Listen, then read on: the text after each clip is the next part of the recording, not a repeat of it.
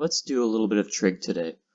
In the past, we've talked about the primary trig ratios, right? Primary trigonometric ratios. If you don't know what I'm talking about SOHCAHTOA. Okay? Everyone remembers SOHCAHTOA. Sine theta is equal to your opposite side divided by your hypotenuse. Cos of theta is equal to your adjacent side divided by the hypotenuse, and tan of theta is equal to your opposite side over your adjacent side. What are these sides? What's opposite? What's adjacent? What's all that? Well, if you need a reminder, when you have a triangle, which is a right angle triangle, and you have a reference angle, we'll call it theta, this is your hypotenuse, this is your opposite side, and this is your adjacent side. So if you're asked to find the sine of this angle, that's just the ratio of this length to the hypotenuse. If you're asked to find cos of that theta, that's the ratio of this length to your hypotenuse. And if you're asked to find the tan of theta, that's the ratio between your opposite length and your adjacent length. That's the primary trig ratios. Now, hopefully that's just a review for you. So if you're given a couple sides and you're asked to find the angle, you can do that. And if you're given the angle and a side, you can find another side, right?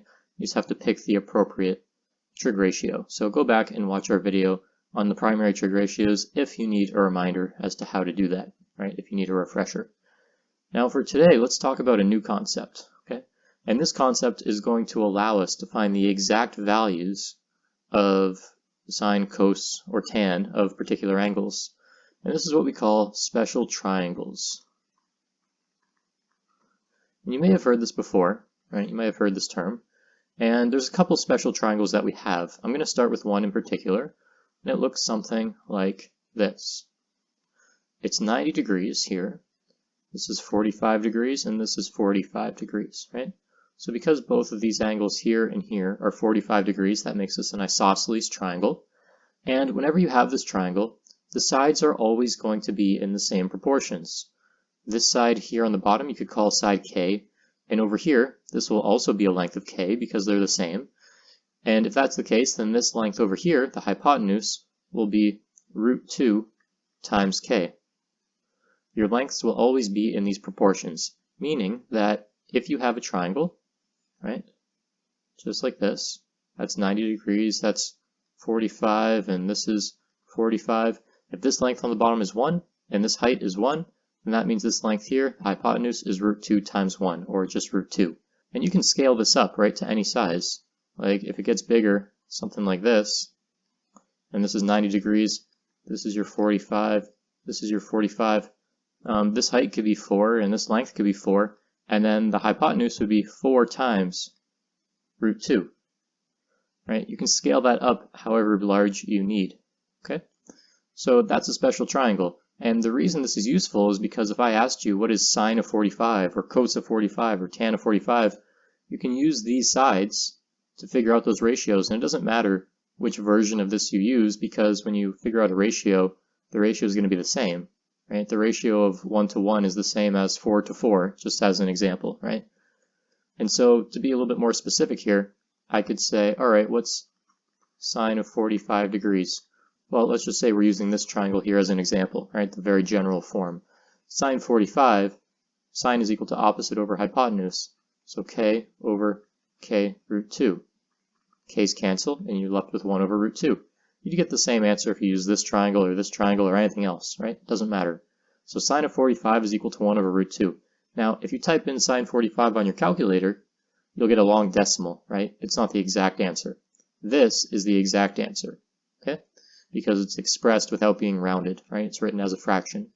And one thing that we like is we want to make sure we don't have a radical in the denominator, so you can multiply that by root 2 over root 2, and that becomes 1 times root 2 is root 2 over root 2 times root 2 is 2. So really, we should use this as our final answer just because we don't like radicals in the denominator, but other than that reason, this answer would still be okay. Now what about cos 45? Well, you might be able to guess, but since these two sides are the same, right, it doesn't matter if you take cos or sine of 45, you're going to get the same answer, right? Cos of 45 is also equal to root 2 over 2, same as this. Now, what about tan 45? Well, tan of 45 degrees is equal to your opposite over adjacent. So k over k, which is equal to 1. So tan 45 is equal to 1. And sure enough, if you go on your calculator and you type in tan of 45 degrees, it's going to give you 1 as an answer. Now, why is it equal to 1? That's kind of a funny answer to get, right? Well, it's because your rise and run are the same. You have a slope of 1 when you're at 45 degrees, right? It's a perfectly diagonal line, right? That's why. So you get a slope of 1, right? Your tan is 1. Now let's talk about the other special triangle. We have a triangle that looks something like this. And I'll say this is 30 degrees, and this up here is 60 degrees, and this is 90 degrees right there. And we'll call this hypotenuse. We'll say it has a length of k, and the height here will be k over 2, and the base here will be root 3 over 2 times k. That's one way people write it. Sometimes people will write it a little bit more like this. They'll say 30, 60, and then they'll say this is 1. They'll say this is root 3 over 2, and they'll say this is 1 over 2. Or, to make it even a little bit more simple, they might do something like this, where they say 90, 30, 60. They might multiply all these by 2, so you get 2, root 3, and 1. So you might see any one of these versions of this triangle. They all mean the same thing, right? They're just scaled differently. Hopefully that makes sense. So they're all just different sizes, right? Now, with this in mind, we can find the sine, cos, and tan of both 30 degrees and 60 degrees. So let's do some examples of this. Let's say I want to find sine of 30 degrees. And we'll use this triangle here on the right. Sine 30 is equal to opposite over hypotenuse. So you get 1/2. If you do cos of 30, you're doing adjacent over hypotenuse, so root 3 over 2. And if you do tan of 30 degrees, you're going to get opposite over adjacent, which is 1 over root 3. And you want the radical to be on top, so you multiply by root 3 over root 3, and you get root 3 over 3, just like that. Now, that's for 30 degrees. What about for 60 degrees? Well, for 60 degrees, your sides kind of change, right? Like this is no longer your opposite, and this is no longer your adjacent. They flip, right? Because your reference angle is now up here. So this is your adjacent, and this is your opposite. So if you want to find sine of 60 degrees, it's opposite over hypotenuse, so root 3 over 2. If you want to do cos of 60 degrees, it's adjacent over opposite.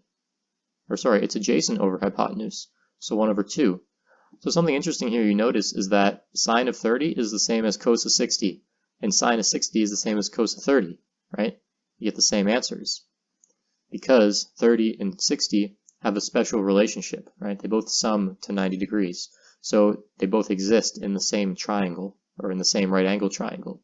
So of course their answers are going to be swapped the way they are here. Now, if you do tan of 60, tan of 60 is opposite over adjacent, so root 3 over 1, which is just root 3. So tan of 60, root 3 over 1, is the opposite of tan 30, which was 1 over root 3, right? It's the inverse of that. It's just upside down. Okay, so that's an interesting pattern that's, I think, worthy of taking note of, at least for now. Now, with all this in mind, let's try to figure out something else. What if I were to ask you, what is the sine of 225 degrees? What is this? Well, 225, we know that a triangle, all the angles add up to 180. So this isn't even talking about, an angle within a triangle, right? It doesn't seem like it does anyway. In fact, if we talk about 225 degrees, it might be best to display that on an axis like this, right? Where you say, I'm going to start here and I'm going to work my way up to whatever the angle is. So if you get to here, that's 90 degrees. If you get to here, that's 180 degrees. If you get to here, it's 270. And if you go all the way around in a circle, that's 360, right? So when we talk about these really big angles, it can be useful to talk about it on a plane like this. So where's 225 degrees? Well, we said that if you get to here, all the way to here, that's 180. And we said that if you get all the way to here, that's 270. So it's got to be somewhere in between, right? So that's 270 degrees. This was 90. We said this was 0 or 360 if you go all the way around. So 225 has got to be somewhere here, right? If we're measuring from that starting position, it's got to be somewhere here. How can we figure out exactly where it is? Well, I could do 225 minus 180, right? If you do 225 minus 180, you're going to get 45 degrees. So it's just right in the middle, right? It's 45 degrees away from 180, right? 45 is a perfect diagonal, so that's 45. That's also 45 actually, right? So this is the angle we're talking about, right? From here all the way to here is 225. Now, what you notice though is that it makes a right angle triangle, right? You do have a right angle triangle here with a 45 degree reference angle, right? That 45 degrees is actually what you would call the related acute angle.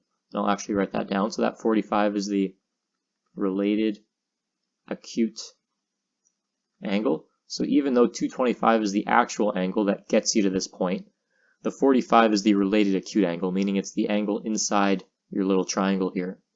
And so really what I have is this triangle where this is 45 degrees. And I'm asking what sine of 225? So what's sine of this 45 degrees? Well, sine of this angle you'd say is opposite over hypotenuse. And we know that for a triangle like this, 45, and this is also 45 of course, right? The side lengths you could use are, 1, 1, and root 2. We just covered that with our special triangles. So what would sine of this be? Well, sine is opposite over hypotenuse. So sine of 45 we know is 1 over root 2. Now that can be rewritten obviously. You multiply by root 2 over root 2 as you remember, and that's going to be root 2 over 2. So that's sine of 45 degrees. But we don't have 45, we have 225, meaning that these dimensions on the plane, if you think about it, you're actually going to the left and you're going down. So really this should be a negative 1 because you're going to the left, and this should be negative 1 because you're going down, right? So for sine of 225 degrees, I don't have 1 over root 2. I have negative 1 over root 2, right? Which would equal negative root 2 over 2. So you can use the related acute angle, the 45, to find the numbers, right, that you're going to have in your answer. But when it comes to the sine, the direction is very important. And so for this one, because it's going to the left negative 1 and down negative 1, these are actually negative 1, right? The negative just indicates the direction. It's not actually a length of negative 1. It's a length of 1 still. The negative just indicates the direction you're going. So that negative is very important, right? And if you go on your calculator and type in sine 45, you'll get an answer as a decimal. And if you type in sine of 225, you'll get that same answer, except it'll be negative, right? Confirming that this is your real answer, right? Negative root 2 over 2.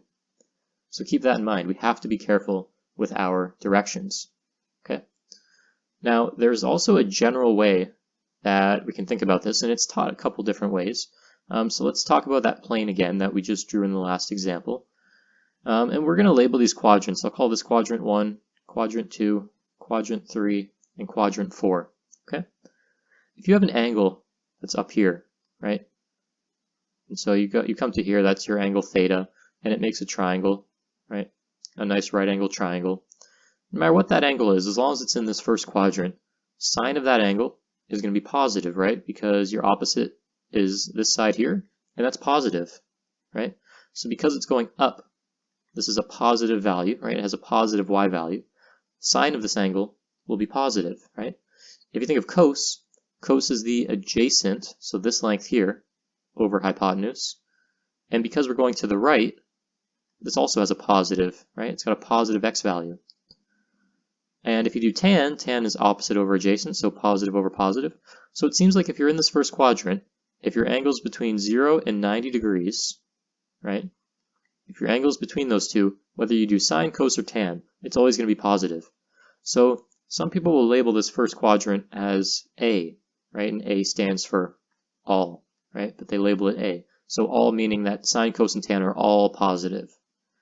If you're over here though, like if your angle takes you all the way to here, what is that? Well, if you look at this triangle that we have, you're still going up, right? You still have that positive y value. So your sine is going to be positive still, right?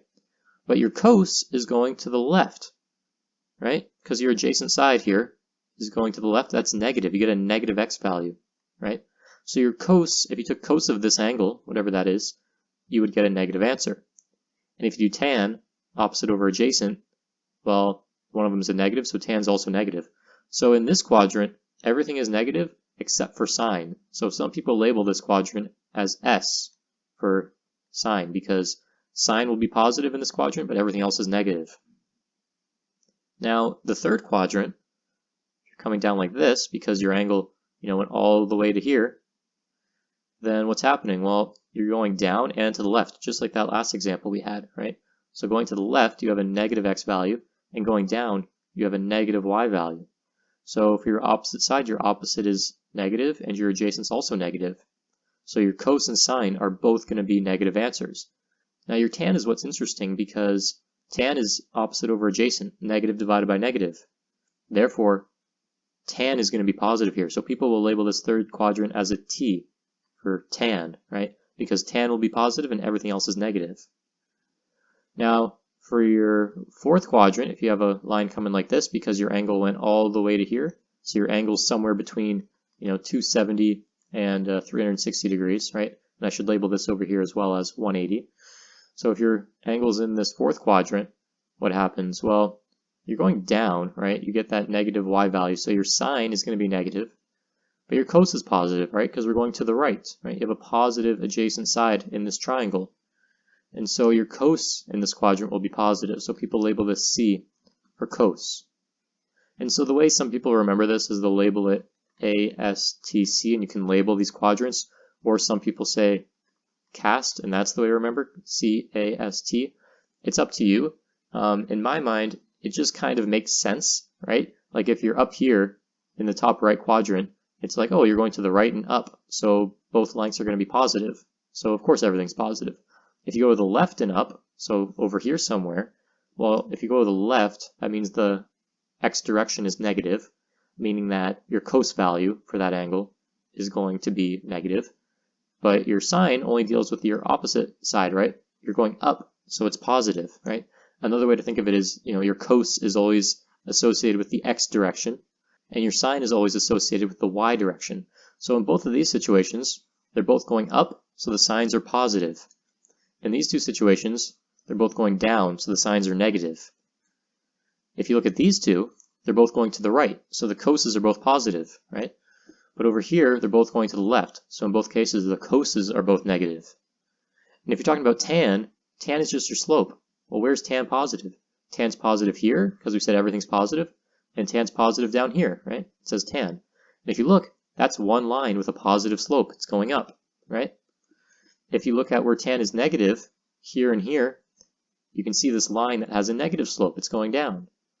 So to me, you don't really need to memorize these letters to figure out where, each of these is negative and positive. It just kind of makes sense based on, where you are on the plane. Now, if you'd like to memorize these because it helps you, that's absolutely fine. But we'll do a bunch of examples, and hopefully over time you'll get comfortable with this and you won't need to memorize these letters. Now, let's talk about something here. Let's say you have an angle that's going up like this, and we'll say that's 45 degrees, right? And we'll say you have another angle on this side, and we'll say that this little angle in here is also 45, but that means that to get to the second arm, we always start from here and work our way up, right? We always start from this part of the x-axis and we work our way up to get to the angle. So this angle from here all the way to the arm, that's actually 135 degrees, right? Because altogether it's 180, so 135 plus 45 gets you to the 180. So these two arms are symmetrical, right? They both make a 45-degree triangle, right? Just like that. And so if I were to say, okay, sine 45, and I want to compare this to sine of 135, right? Sine of 135. If I say these are equal, is that true? Well, yeah, it's absolutely true because, look, you're going up here, that's positive, and you're going up over here, that's positive. So both these triangles are going to have the same y value. In other words, they have the same heights. They have the same opposites, right? The opposite for both of these triangles, the opposite side are both the same lengths. And so because of that, if you do sine 45, you're going to get the same answer as if you get sine of 135. Now, what about cos? If I do cos 45, is that equal to cos of 135? Well, let's take a look. For cos of 45, we're using the adjacent length, so this length here, in your x direction. If you do that for the 135, you're going to the left like this. So it's the same length, but this is negative and this is positive, right? So cos 45 you would actually have to say is equal to negative cos of 135. Okay? That's just one specific example, but the takeaway here is that we have to be able to differentiate between positive and negative, right? We can't just say that because sine 45 is a certain thing, that sine 135 is the same. In this case it is, but you have to take a look and make sure that they're both positive, right? We have to make sure by looking at the signs. For cos of 45, it turns out that they're the same number, but one's positive, one's negative. So you couldn't just say they're equal, you have to put a negative there, okay? Let's do some more examples. Let's say we have cos of 300 degrees, and I'm asking you what that's equal to. Okay, so let's think about where that is on the plane, right? This is 270 degrees down here, so it's a little bit past that, right? 300 degrees is somewhere over here. That would be 300 degrees. Now what is this related acute angle? Well, if this whole thing is 300, and if you go around the circle once, it's 360. 360 minus 300 is 60, right? So that's 60 degrees, this little sliver here, that little related acute angle. And it makes a right angle triangle, right? What we have is a triangle that looks like this, or that's 90 degrees. This is 60, and this is 30, right? If you recall what your special triangle looks like, it looks like this. It's just flipped up the other way usually, right? If that's 60, this is 2, this here is 1, and this here is root 3, right? Hopefully you remember that from earlier in the video. So if I said, what's cos of 300 degrees? Well, I'm talking about this 60 here, right? You can always use that related acute angle as your reference angle, okay? Now, the only thing that's different here is that because this root 3 is going down, we're going to make that negative to indicate the direction. But these two are still positive, right? The length of your arm is still 2, and the 1 is going to the right, so that's positive. So how do we find what cos of 300 is? Well, we know that cos is adjacent over hypotenuse, right? So 1 over 2. So your answer is just 1 over 2, right? That negative root 3 never came into play. But if I were to ask you what the sine of 300 degrees is, you would say, well, sine opposite over hypotenuse. Then you would say negative root 3 over 2, right? And if you're thinking of 60 degrees, well, cos of 60 degrees, you're going to get the same answer, right? You're also going to get a half, because that would represent a triangle up here that's going up 60 degrees, right? And to find the cos, we use the adjacent side. Well, they both have the same adjacent side, so of course you're going to get the same cos for both. But if you do sine, you get opposite answers, right? If you do sine of 60 degrees, you're going to get positive root 3 over 2 because it's going up root 3 instead of down, right? So that's the only difference. So hopefully that example really drove the point home and you're getting a little bit more comfortable with this idea.